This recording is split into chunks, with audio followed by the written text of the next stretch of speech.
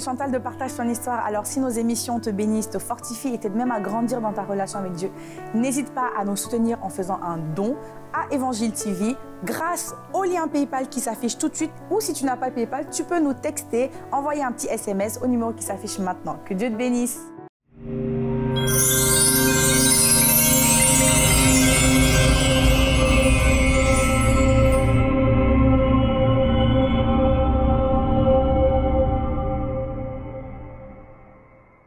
Bonjour et bienvenue dans Partage ton histoire. Aujourd'hui, nous recevons Tamara. Et dans son histoire, vous allez voir à quel point l'amour que Dieu est capable de déverser dans notre cœur peut véritablement transformer nos relations, même avec nos parents. Et dans son histoire, elle était en froid, avec sa maman vivant dans la même maison. Elle ne se parlait plus.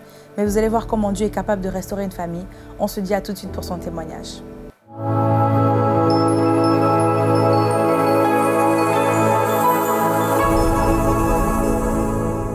Bonjour Tamara. Bonjour. Bienvenue dans Partage ton histoire. Merci. Toute belle, toute fraîche. Tu es prête à raconter ton témoignage? Oui. Ok, je vais te laisser te présenter rapidement pour les internautes qui ne te connaissent pas encore. D'accord. Du coup, je m'appelle Tamara, j'ai 18 ans. Je suis en première année de BTS agencement et j'habite à Paris. Ok, merci beaucoup. Dis-nous un peu Tamara, dans quel contexte familial tu as grandi? Est-ce que tu as grandi avec tes deux parents? Est-ce que tes parents étaient croyants? Tu as grandi où? D'accord. Du coup, j'ai vécu avec ma mère et mon beau-père dès l'âge de 3 mois. Donc mon beau-père, je le connais depuis que je suis petite. Et du coup, je le considère comme mon père.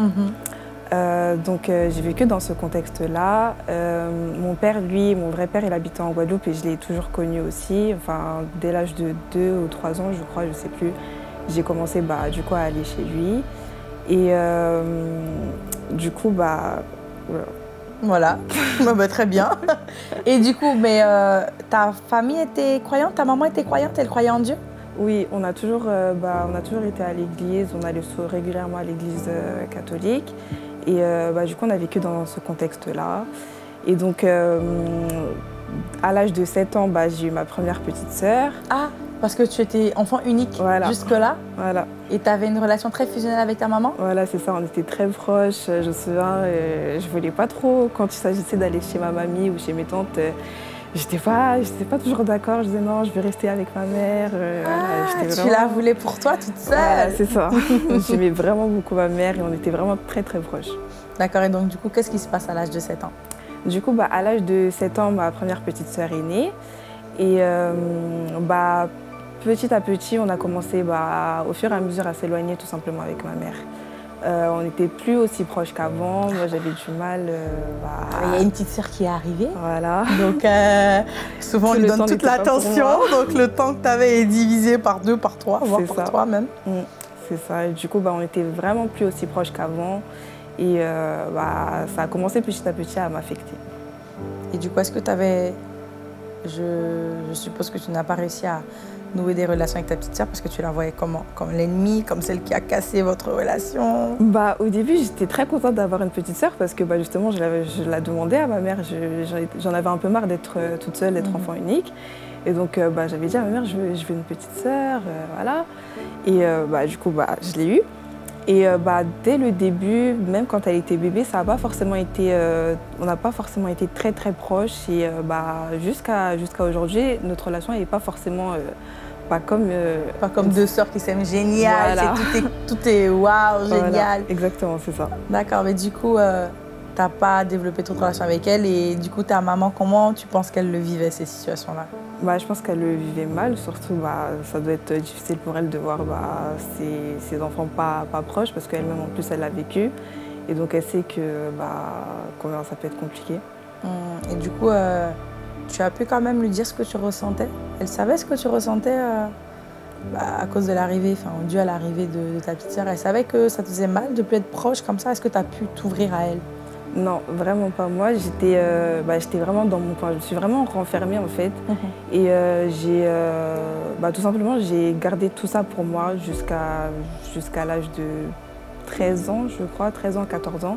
Je me suis vraiment renfermée sur moi. J'étais pas très proche de ma famille. Et donc, tout simplement, je gardais ça pour moi, en fait. Je le vivais mal, le fait de ne pas être proche de ma mère, qu'on n'ait pas de relation de mère à fille, parce que vraiment, on n'avait vraiment pas une relation de mère à fille. Je voyais toutes mes copines qui avaient leur mère, qui faisaient des choses avec elles, qui leur parlaient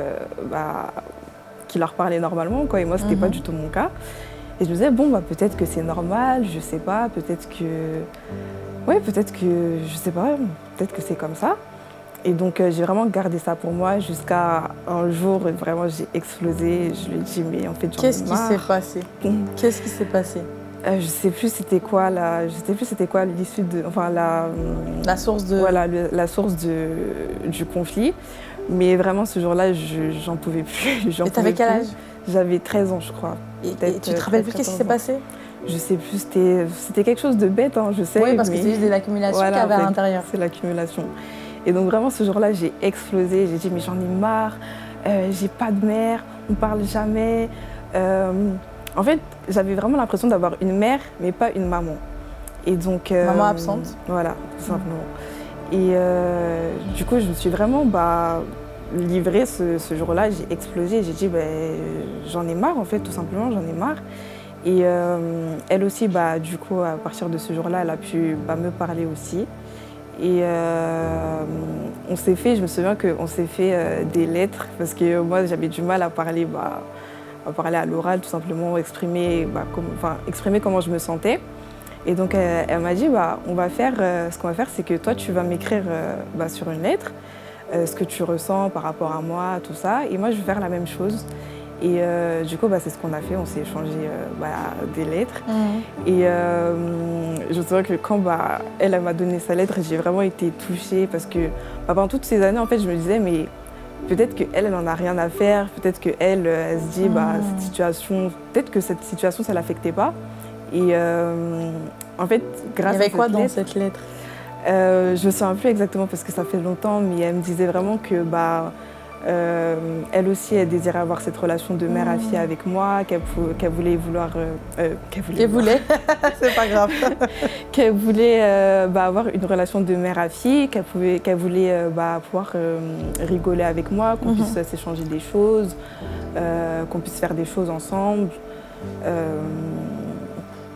Plein de choses comme ça et aussi par rapport à notre enfance. Je me souviens aussi que quand j'étais petite, on avait comme un dicton ou une expression où on se disait je t'aime infiniment et énormément. Et je me souviens sur cette lettre, elle a écrit à la fin je t'aime infiniment et énormément. Wow, et voilà, ça ravive tous les souvenirs. Voilà. Wow. Et du coup, je me suis perdue, je sais plus ce que je disais. Ouais, du coup, tu es en train de raconter que, en gros, cette lettre t'a vraiment touchée. Voilà. Donc, c'est comme ça que vous communiquez Voilà, on avait pu avoir un premier échange par rapport à notre situation, par rapport à notre relation qui était pas très saine, quoi. Et ça m'a vraiment soulagée déjà de savoir que elle aussi, ça l'affectait cette situation, parce que pour moi, dans ma tête, c'était vraiment... Elle s'en fiche. Voilà, elle s'en fiche. Pour elle, elle veut pas que notre relation évolue. Pour moi, c'était ça dans ma tête. Et donc voilà.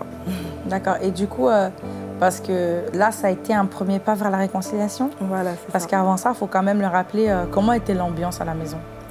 Vous étiez dans la même maison, hein? Oui, dans la même maison, mais on ne se parlait pas du tout. Moi, j'avais vraiment un blocage vis-à-vis d'elle. J'arrivais pas du tout à aller lui parler, alors qu'avec mon père, mon beau-père, mais j'appelle mon père, j'avais vraiment une facilité à aller lui parler, lui raconter ma journée, lui dire oui voilà il s'est passé ci, il s'est passé ça, mais la même chose, par exemple quelque chose que je pouvais raconter à mon père, je pouvais pas aller le raconter à ma mère. J'avais ce blocage. J'arrivais pas, c'était... Si je voulais le faire, il fallait que je me prépare vraiment... comme si c'était quelque chose de super dur, alors que normalement, non, ça devrait pas, ça devrait être naturel. Et donc, l'ambiance était vraiment comme ça. Moi, j'arrivais pas du tout à aller lui parler. Et elle non plus, elle me parlait pas forcément, on n'avait pas ce lien, quoi. Mais du coup, quelle était la place de ton beau-père dans toute cette histoire? Est-ce qu'il... Dans toute cette histoire, personnellement, ça a vraiment été un pilier. Parce que... bah, tout simplement, je pouvais me raccrocher à lui, me raccrocher à lui, pardon. Sentir au moins que j'avais une relation avec quelqu'un au moins, parce qu'avec mes sœurs, bah, c'était pas forcément ça. Enfin, avec ma sœur plutôt aînée, la plus grande, c'était pas forcément ça. Avec ma mère, du coup, c'était pas ça. Et avec mon beau-père, bah, j'avais cette relation, tout simplement, que je cherchais avec ma mère. D'accord. Et du coup, à l'école, tout allait bien? Ou est-ce que tu exprimais À l'école, ça allait bien. Mais je me souviens que bah, forcément, j'avais ce vide. Et bah, des fois, ça m'arrivait de repenser à cette situation, de repenser à comment ça se passait à la maison. Et, enfin, par exemple, je pouvais être là, penser à la situation avec ma mère et commencer à pleurer tout simplement, tellement ça t'affectait en fait. Waouh. Et ben, mais du coup, en ce temps-ci, est-ce qu'il y avait des personnes en fait qui te parlaient, qui t'évangélisaient, qui te parlaient de Dieu Je connaissais un peu Dieu parce que du coup on allait à l'église, j'avais fait mon catéchisme, j'avais fait ma communion. Ouais, les sacrements et tout ça. Voilà, tout ça, j'avais fait tout ça. Et je sais que j'avais remis cette situation à Dieu, j'avais dit mais Seigneur, aide-moi en fait parce que moi je veux ma mère tout simplement, je veux avoir cette relation avec ma mère, je veux pouvoir lui parler, pouvoir être proche d'elle. Et j'avais l'impression que Dieu, il n'entendait pas. Je me disais, mais pourquoi il ne se passe rien? Pourquoi il n'y a toujours pas quelque chose qui se fait? Pourquoi il n'y a toujours pas cette situation qui est débloquée? Et donc, à partir d'un certain moment, on a commencé à changer d'église. Et au fur et à mesure, un jour, en tout cas, on a fait un séminaire. Le thème, je me souviens plus du thème. Mais pendant ce séminaire, ça avait vraiment, la personne qui prêchait en tout cas avait vraiment abordé le thème des parents, du rejet, de plein de choses. Ah ouais, en fait spécifiquement ce que vous viviez. Voilà, c'est ça. Waouh. Et donc même par rapport à ma mère, elle, ça l'a aidée par rapport à ses parents. Et moi aussi, ça a vraiment débloqué quelque chose ce jour-là. Et à l'issue de cette formation, je me souviens que le soir même, avec ma mère, après que toutes les personnes qui étaient là aient prié pour nous et tout, on a pu se parler comme si c'était jamais rien passé en fait. J'ai pu lui raconter des choses, j'ai vraiment pu parler tout simplement à ma mère comme à ma mère. Waouh. Et il y a eu En fait, il y a une restauration qui s'est passée? C'est ça, exactement. Que ce soit vis-à-vis d'elle, d'elle avec ses parents, et moi vis-à-vis d'elle, parce que j'avais quand même... je pense que j'avais quand même une certaine rancune. Je disais, mais pourquoi elle fait rien? Pourquoi c'est comme ça, notre relation? Et j'ai vraiment pu être restaurée par rapport à ça, et elle aussi, et ça nous a vraiment rapprochés. Et comment cette restauration s'est passée en fait? Tu as senti un truc dans ton cœur? C'était pendant le séminaire? Oui. Et comment ça se passait? Est-ce que tu as ressenti quelque chose? Comment ça s'est fait en fait? Je me souviens que quand il y a la dame qui a prié pour moi, elle a prié aussi par rapport au rejet, et j'ai comme senti quelque chose dans mon cœur qui était parti. Ah ouais, t'as senti un truc partir. Voilà, j'ai vraiment senti quelque chose comme un poids qui... Voilà, exactement. Et je suis tombée aussi. Tu es tombée? Oui. Oh, qu'est-ce qui s'est passé? Elle a prié, je suis tombée. Et t'es tombée, tu sais pas pourquoi, mais tu t'es retrouvée à terre. C'était la première fois d'ailleurs. Waouh. Waouh. Et tu comprenais ce qui se passait à ce moment? Pas vraiment. Pourquoi t'es tombée? Non. T'as compris par la suite. Voilà, je voyais toutes les personnes qui arrivaient à prier pour elle, et puis les personnes tombaient, je me disais, oh là là, mais comment je vais faire moi aussi? Est-ce que je vais tomber? Et oui, effectivement, je suis tombée. Mais ce qui m'a vraiment surpris, c'était ce poids que j'ai senti qui est sorti. Comme une libération en fait. Dieu te restaurait, il te délivrait de ces choses-là. Du coup, c'est au travers de ça qu'il a pu restaurer en fait votre relation, mère et fille. Yes. Amen. Et ça me rappelle un passage biblique justement qui dit « Je rapprocherai le cœur des pères et des fils, des mères et des filles ». Et c'est exactement ce que Dieu fait. Et Dieu est capable de véritablement en fait consoler nos cœurs, nous restaurer et restaurer nos relations avec les amis, avec la famille en fait. Amen. Waouh. Et au final, après cet épisode-là, de cette restauration, qu'est-ce qui s'est passé? Tu as continué à vivre ta vie avec le Seigneur? Qu'est-ce qui a changé dans ta vie? Qu'est-ce qui s'est passé? À partir de ce jour-là, quand j'ai vu que Dieu, en fait, à l'issue de ce séminaire, j'ai vraiment compris que Dieu, pendant tout ce temps-là, parce qu'il voulait quand même pas mal de temps, peut-être 7 ans à peu près, je me suis dit, mais en fait, pendant tout ce temps-là, Dieu, il savait. Dieu entendait comme ma peine. Et il m'a pas abandonnée et il savait que, il a agi tout simplement. Il a agi et je me suis dit, mais waouh, mais j'avais l'impression que Dieu, il n'entendait pas, que Dieu, il faisait rien, qu'il était insensible à ce que je pouvais ressentir. Mais non, en fait, Dieu était là et il a agi. Et à ce moment-là, je me suis dit, non, je peux vraiment faire confiance à Dieu.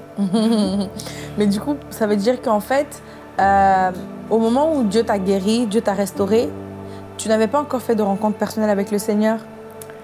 Tu avais expérimenté, mais est-ce que tu avais fait une rencontre personnelle avec le Seigneur? J'avais commencé à me rapprocher de lui. J'avais commencé à lire plus la Bible, à prier plus, même si c'était un peu bancal.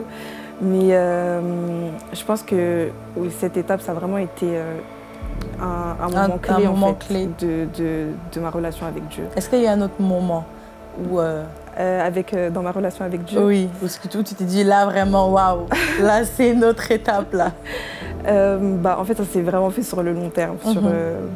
Jusqu'à présent, de plus en plus,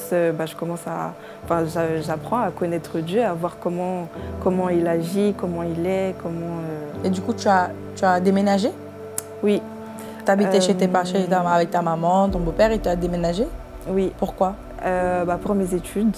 Je voulais, l'année dernière, du coup, j'avais vraiment à cœur d'aller sur Paris, de faire mes études à Paris et de faire un BTS agencement, la filière où je suis actuellement. Tu habitais où? J'habitais à Château-Thierry, en Picardie. Merci pour la précision. Je commençais déjà à réfléchir. D'accord, et donc du coup, tu es venue ici en Ile-de-France? Oui. Pour tes études, tu as pris un appart, etc. Voilà. Et encore là, Dieu a agi parce que au début, c'était vraiment pas facile. Mais encore là, j'ai vu que Dieu agissait et que il était toujours là. Et que même dans les moments où on a l'impression qu'il n'est pas là, il a toujours été là.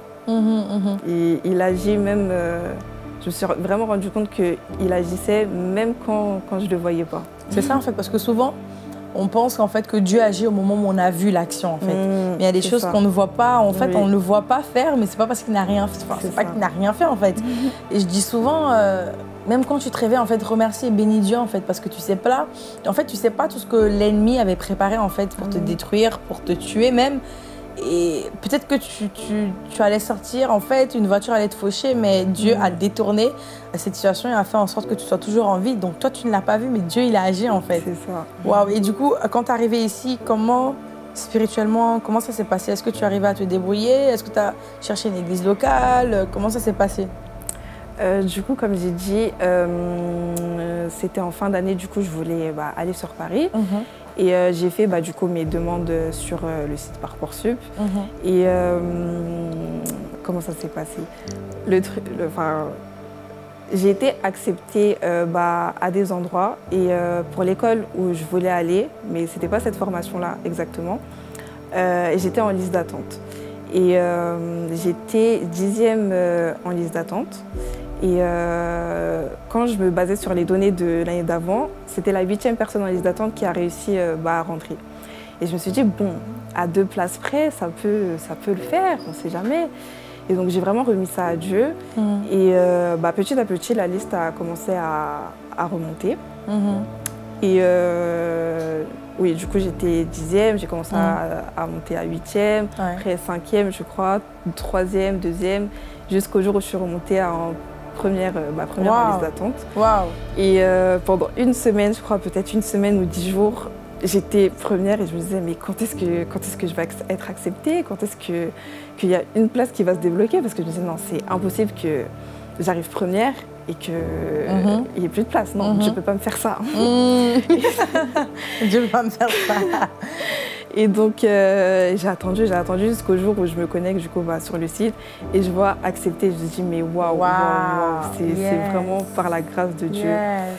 Et du coup, avant ça, je me suis dit, si je vais sur Paris, il me faudra une église, parce qu'il y a sûrement des jours, enfin des week-ends où je ne vais pas rentrer chez mes parents.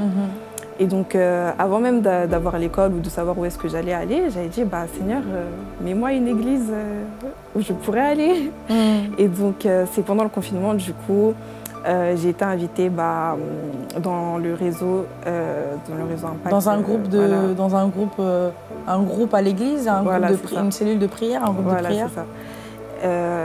Et du coup, de là, j'ai connu l'église ACER.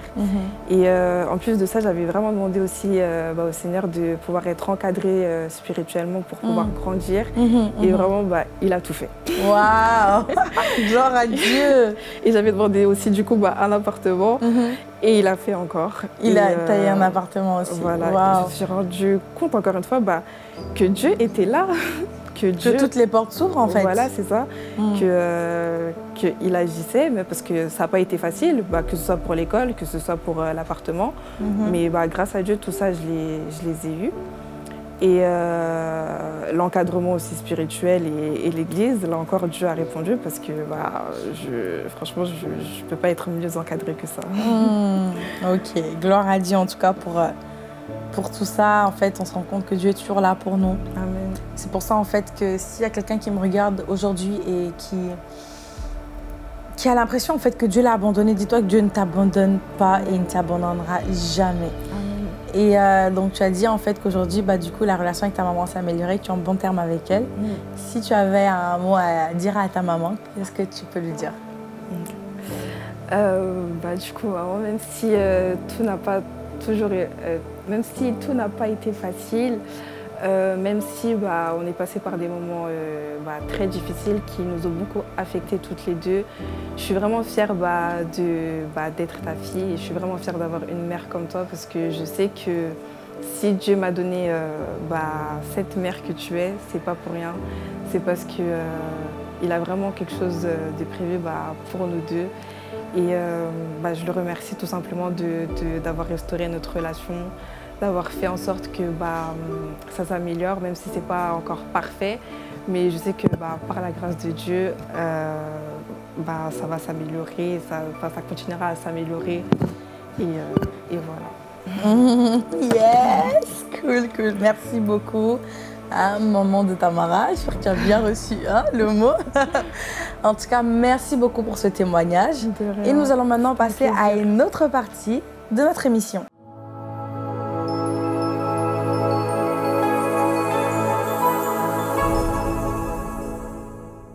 Gloire à Dieu pour ce témoignage. Nous voulons prier pour vous. Si vous êtes dans une situation où vous êtes en conflit dans votre famille, en conflit avec vos parents, peu importe le conflit, peu importe la blessure que vous avez reçue, moi j'aimerais prier pour vous pour que Dieu puisse guérir votre cœur et que Dieu puisse ramener la paix dans vos relations. Que ce soit des relations amicales, que ce soit des relations familiales, peu importe le type de relation, Dieu est un Dieu de paix et d'amour.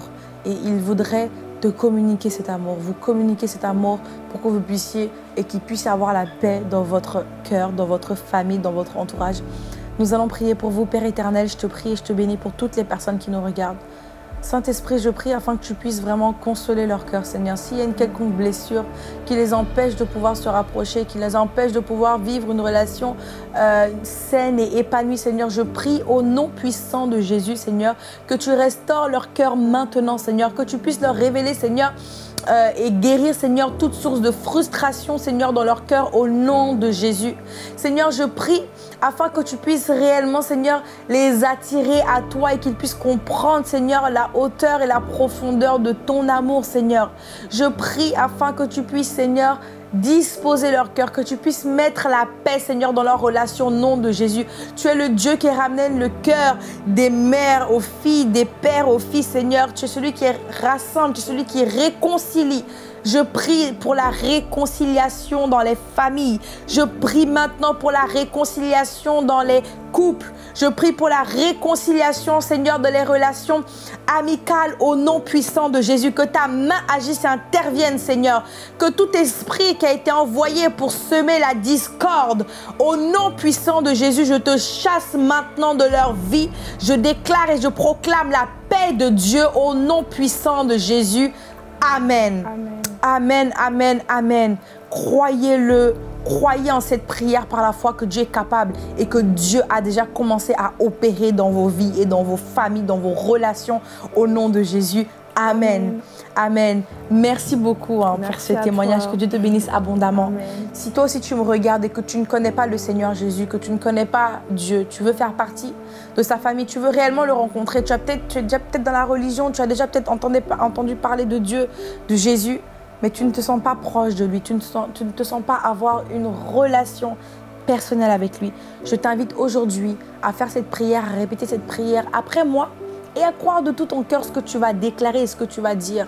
Ça va te permettre de pouvoir naître de nouveau et de faire partie de la famille de Dieu, car Dieu va effacer tous tes péchés et tu vas recommencer à zéro. Et tu peux faire cette prière et dire: Seigneur Jésus, aujourd'hui je me tourne vers toi. Je te reçois et je t'accepte comme mon Seigneur et mon Sauveur personnel. Je te demande pardon pour tous mes péchés. Je décide de renoncer à moi-même pour te suivre entièrement. Merci parce qu'aujourd'hui je deviens ton enfant. Tu as effacé tous mes péchés, je suis une nouvelle créature. Je le crois par la foi, au nom puissant de Jésus. Amen. Amen. Amen. Gloire à Dieu, bravo et félicitations. Si tu as fait cette prière, laisse-moi te dire que ta vie ne sera plus jamais la même. Dieu est celui qui guérit, Dieu est celui qui console, Dieu est celui qui vraiment bouleverse et change des vies. Parle à Dieu, en fait, parce que c'est ton Père. Parle-lui avec ton cœur, sans honte. Dieu, en fait, ne te culpabilise pas. Dieu t'a pardonné de tous tes péchés. Voici une nouvelle vie qui s'offre à toi. Que son amour et son pardon remplissent ton cœur afin que tu puisses aimer les autres comme lui. Il t'a aimé, comme lui, il t'aime encore. Merci à vous tous de nous avoir suivis. Si ce témoignage vous a plu, n'hésitez pas à le partager autour de vous. Si vous avez un témoignage, n'hésitez pas à me contacter sur ma page Instagram. Partage ton histoire et je me ferai un plaisir de vous recevoir sur ce plateau. Merci Tamara. Merci à toi. Merci à vous. On se dit à bientôt pour un autre témoignage dans Partage ton histoire.